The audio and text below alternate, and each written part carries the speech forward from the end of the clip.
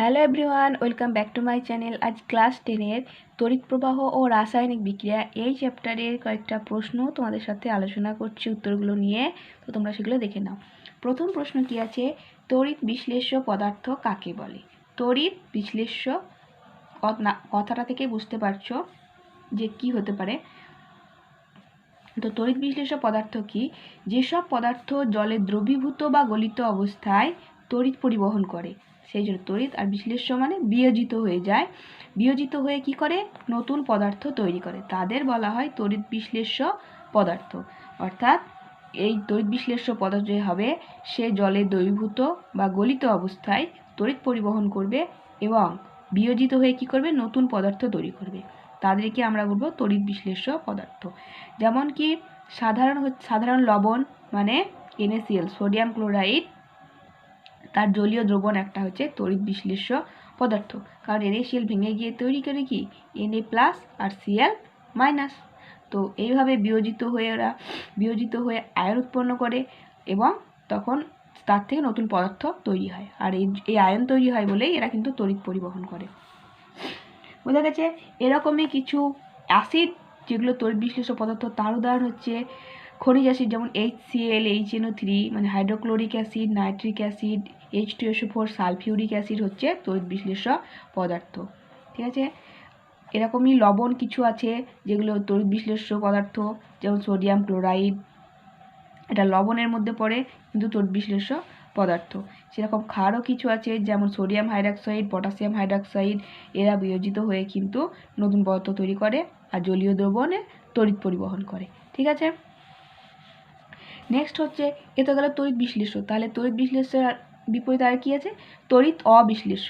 এর ঠিক উল্টোটা, যেসব পদার্থ গলিত বা জলে দ্রবীভূত অবস্থায় তড়িৎ পরিবহন করে না।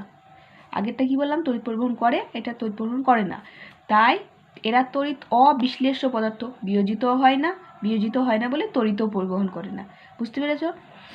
যেমন হচ্ছে কি চিনির দ্রবণ, পেট্রোল, বেনজিন, কেরোসিন, এগুলো হচ্ছে তড়িৎ অবিশ্লেষ্য পদার্থ। এরা জলীয় দ্রবণে কিন্তু বিয়োজিত হয় না, ফলে তড়িৎও পরিবহন করে না। ঠিক আছে?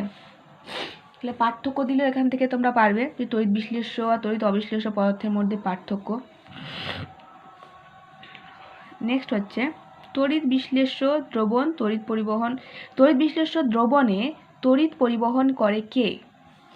যে একটা তড়িৎ বিশ্লেষ্য দ্রবণ নিয়েছি, NaCl এর একটা দ্রবণ নিয়েছি, এটা তড়িৎ পরিবহন করে বলছে। তাহলে এই তড়িৎ পরিবহনে সাহায্য করে কে? দ্রবণে উপস্থিত আয়নগুলি, আয়ন বলতে ক্যাটায়ন আর অ্যানায়ন, এগুলো কি করে তড়িৎ বিশ্লেষ্য দ্রবণে তড়িৎ পরিবহনে সাহায্য করে। যেমন একটা পরিবাহীতে কে সাহায্য করে? পরিবাহীর ক্ষেত্রে কিন্তু এটা হবে উত্তর, পরিবাহীর ক্ষেত্রে কিন্তু ইলেকট্রন। ঠিক আছে? পরিবাহীর ক্ষেত্রে তড়িৎ পরিবহন করে ইলেকট্রন, কিন্তু তড়িৎ বিশ্লেষ্য পদার্থের ক্ষেত্রে বা দ্রবণের ক্ষেত্রে তড়িৎ পরিবহন করে কে?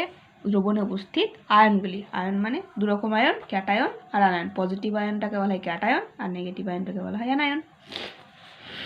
নেক্সট, তড়িৎ বিশ্লেষ্য পদার্থকে কয় ভাগে ভাগ করা হয় ও কি কি? আমরা তো তড়িৎ বিশ্লেষ্য আর অবিশ্লেষ্য একটা ভাগ করলাম, তাহলে এরপরে তড়িৎ বিশ্লেষ্য বিয়োজিত হয়ে যায় এরকম পদার্থগুলো কয় ভাগে ভাগ করা হয়? সেটাকে করা হয় দুই ভাগে। ঠিক আছে?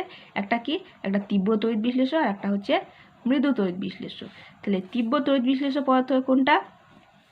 নেক্সট কোশ্চেন সেটাই আছে, তীব্র তড়িৎ বিশ্লেষ্য কোনগুলো?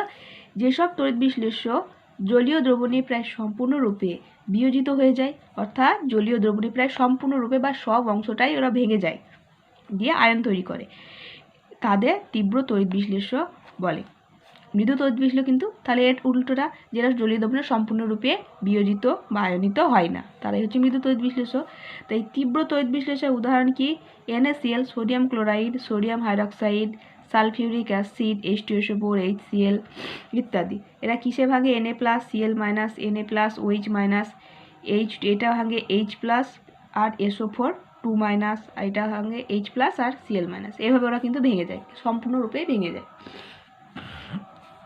জলীয় দ্রবণে প্রায় সম্পূর্ণরূপে বিয়োজিত হয়ে যায়, তাই এরা তীব্র তড়িৎ বিশ্লেষ্য পদার্থ। যদি বলা হয় NaCl একটা তীব্র তড়িৎ বিশ্লেষ্য কেন? কারণ এরা জলীয় দ্রবণে সম্পূর্ণরূপেই প্রায় বিয়োজিত হয়ে যায়, তাই এরা তীব্র তড়িৎ বিশ্লেষ্য।